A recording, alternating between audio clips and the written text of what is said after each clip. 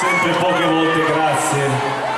Questa parola difficile che fa fatica a uscire, grazie, ma è la parola più bella e più semplice del mondo. Con questa canzone sono sicuro chiuderete gli occhi e sentirete di dire ancora una volta grazie a qualcuno, magari domani. Io dico fortuna che ci sia. Fortuna che ci sia.